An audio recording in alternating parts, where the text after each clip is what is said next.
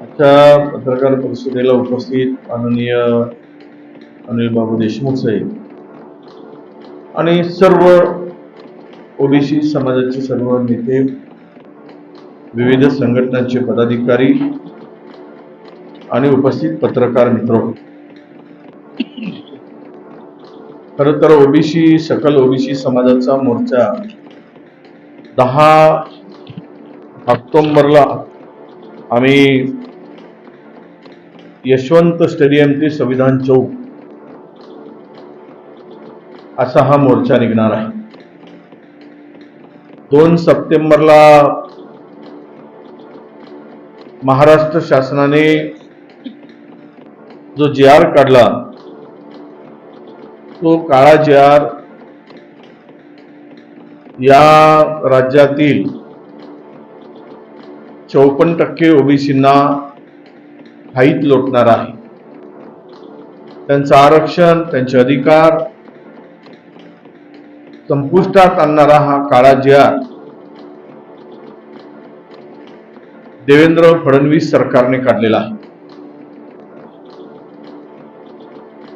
त्यामुळे संपूर्ण महाराष्ट्रामध्ये ओबीसीच्या एकूण हक्काचा आणि संविधानिक जे काही आरक्षण आहे त्यामध्ये या काळ्या JR मुळे बोगस ओबीसींचा प्रवेश मोठ्या प्रमाणात होणार आहे. हा JR निघाल्यानंतर प्रचंड मोठ्या प्रमाणामध्ये ओबीसीचे दाखले दिले जात आहेत.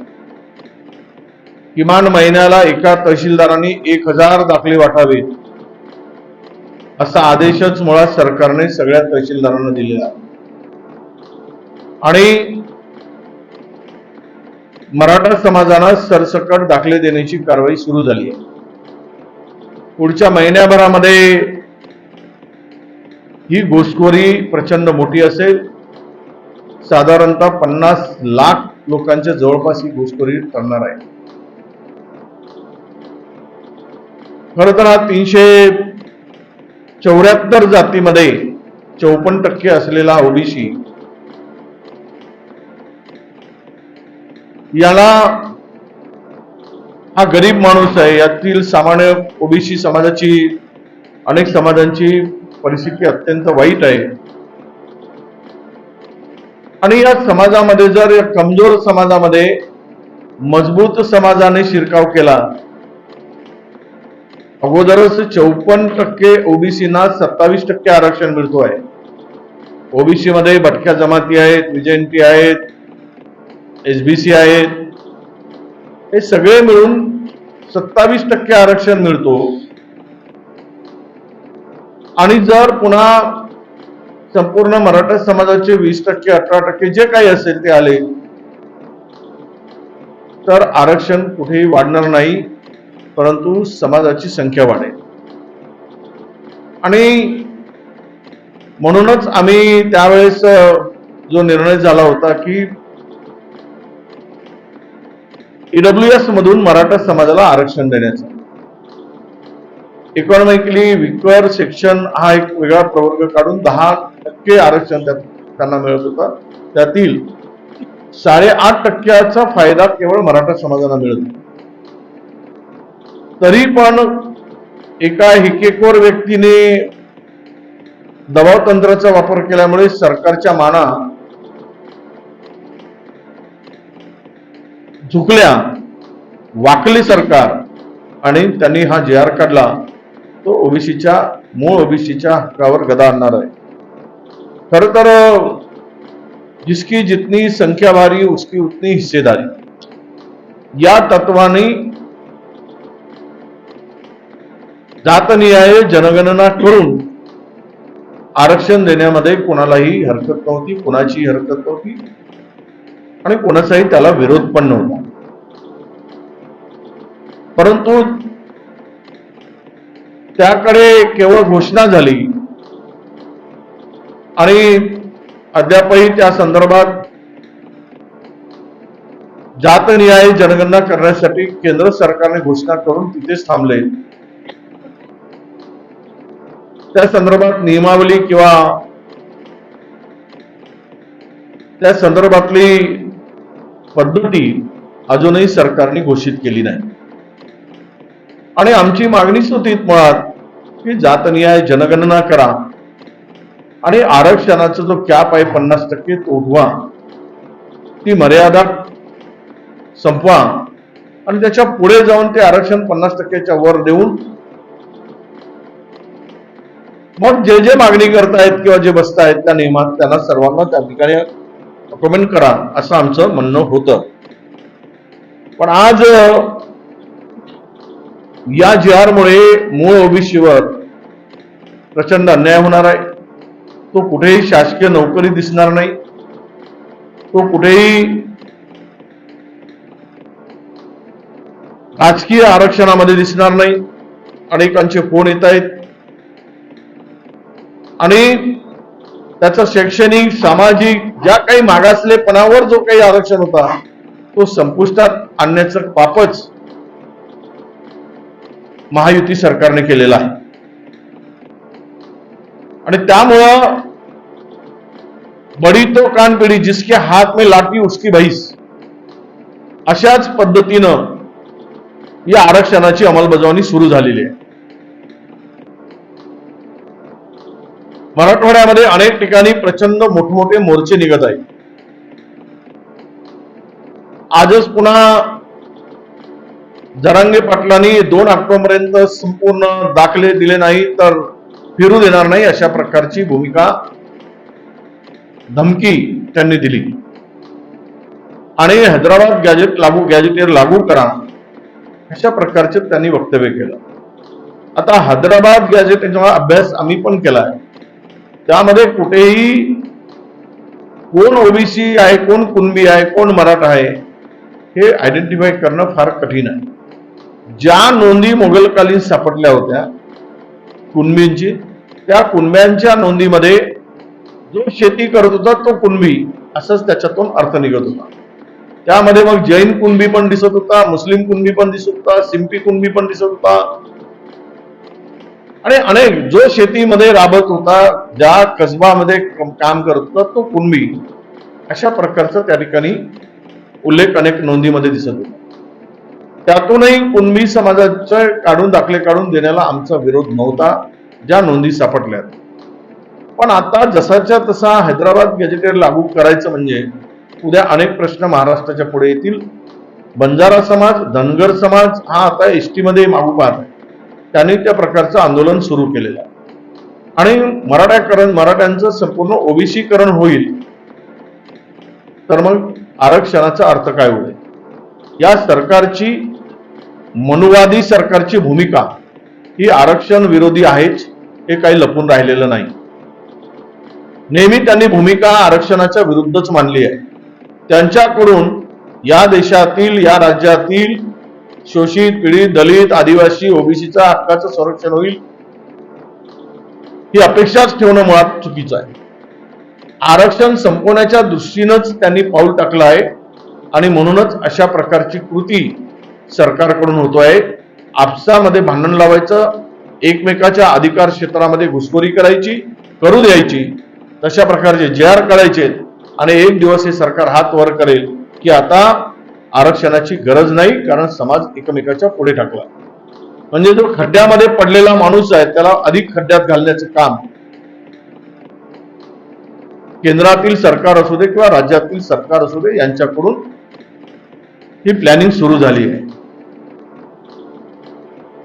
मला एक गोष्टीचा इथे उल्लेख निश्चितपणे करावा लागणार आहे की सरकारने हे सरसकट किती काही म्हटलं तरी ओबीसीच्या आरक्षणाला धक्का लावणार नाही वगैरे घोषणा वारंवार करते.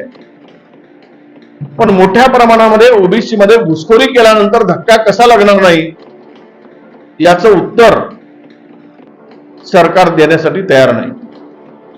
परवा एक चौकशी अहवाल नावासाठी चौकशी अहवाल म्हणून एक फॉर्म सरकारने तयार केला. त्या फॉर्म मध्ये ज्या ज्या डॉक्युमेंटची किंवा कागदपत्राची पूर्तताची त्यामध्ये उल्लेख आहे त्यातून तर स्पष्ट झालेला आहे. तो फॉर्म वाचल्यानंतर चौकशी अहवालाचा फॉर्म वाचल्यानंतर की कुणालाही दाखला घेता येईल अशा प्रकारची आणि अगदी सोपी पद्धत तो फॉर्म वाचल्यानंतर केलेला आहे. कोणी येऊन ओबीसी मध्ये सहज शिरकाव करेल आणि ओबीसीचं प्रमाणपत्र घेऊन जाईल अशा प्रकारची व्यवस्थाच त्या फॉर्म मध्ये आहे. म्हणूनच आज ओबीसीच्या समाजामध्ये प्रचंड चीड आणि राग निर्माण झालाय. त्यासाठी 10 ऑक्टोबरला ओबीसीचा भव्य मोर्चा, इथे कुणाही नेतृत्व नाही, कुणाच्याही नेतृत्वात नाही, तर ओबीसी सकल ओबीसी समाजाच्या नेतृत्वात हा मोर्चा निघणार आहे. इथे कुणाच्याही नावाचा उल्लेख नाही. खरं या मोर्चामध्ये कोणी नेता भाषण करणार नाही,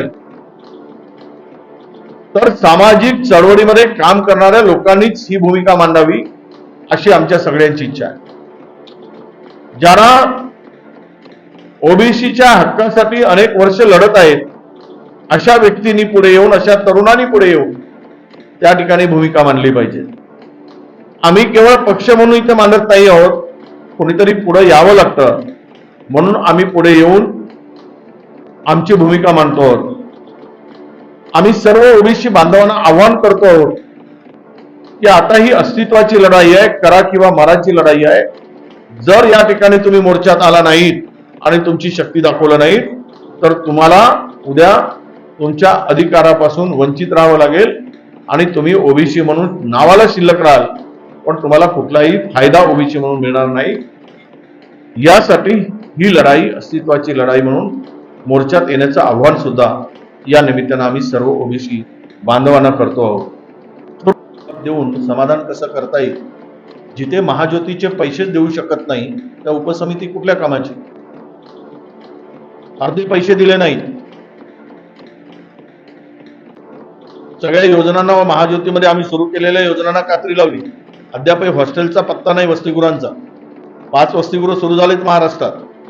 5 वसतिगृहांची घोषणा केली, तिथे काही व्यवस्था नाही. नागपूरच्या ठिकाणी मुलींच्या वसतिगृहामध्ये आपण पाहिलंय काही म्हणजे तरुण काही घुसले होते त्याच्यामध्ये. त्यामुळं या उपसमितीनी ही केवळ मराठा समाजाला सगळं देऊन टाकलंय आणि काहीतरी दाखवण्यासाठी हा केलेला एक सोंग आहे असं मी त्याला मानतो. चला, नाहीतरी आता आम्ही भुकेच आहोत, कंगालच आहोत. थोडे जे मिळेल तेवढं समाधान त्यांना माहित आहे करता येतं. त्यामुळं मी काय असं म्हणणार नाही की समिती गुन्हाळा, पण त्या समितीचा उपयोग काय होतो ते पाहू आम्ही. मराठा समाजाला हे आरक्षण दिल्यानंतर, तो परिपत्रक काढल्यानंतर जो काही अनरेस्ट किंवा लोकांमध्ये जे चीड निर्माण झाली होती, राग निर्माण झाला होता, ते शांत करण्यासाठी तातडीनं केलेली उपसमिती आहे. शिंदे समिती तयार केली होती. 2 वर्ष काय झालं उपसमिती केली शिंदेची? 2 वर्षापूर्वी केलेली होती. 2023 मध्ये ती उपसमिती तयार केली होती शिंदे समिती. त्याचा काय रिझल्ट आला? ही उपसमिती काय ती तरी कागदावर राहणार आहे. त्याचा काय रिझल्ट येईल आणि कुठे इम्प्लिमेंट काही होईल ओबीसीच्या हितासाठी यात काही दिसत नाही.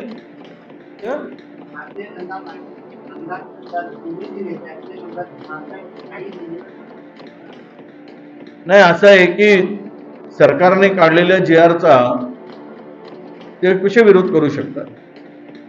त्यामुळं सत्तेमधील लोकांना सगळं हिरवं दिसतंय, पण ज्या दिवशी ओबीसी रस्त्यावर उतरून मतदानाला जातील त्या दिवशी सांगतील की नुकसान काय झालंय. अभ्यास न करता, आता मला कोणी असं म्हटलं नाही की नुकसान झालं नाही. 2 जण नेते बोलतायत, ओबीसी आपल्या भाजपचे ओबीसी नेते, नुकसान झालं नाही म्हणून. तर बसवावं आमच्या समोर, यावं कसं नुकसान झालं नाही आम्ही सांगतो. मी तर पंकजा मुंडेजींनी जे मागितली होती श्वेतपत्रिका काढा, ती श्वेतपत्रिका काढा म्हणून मी पत्र दिलं. आता किती मराठांना ओबीसीचं प्रमाणपत्र दिलं आहे आतापर्यंत, त्याची श्वेतपत्रिका ज्या वेळेस पंकजांनी सांगितलं, मी पण मागणी केली आहे की तुम्ही काय उपसमितीने त्यावर कार्यवाही केली आणि कधीपासून कधी तुम्ही आम्हाला ही श्वेतपत्रिका काढून देणार आहात, ही मागणी पण केलेली आहे.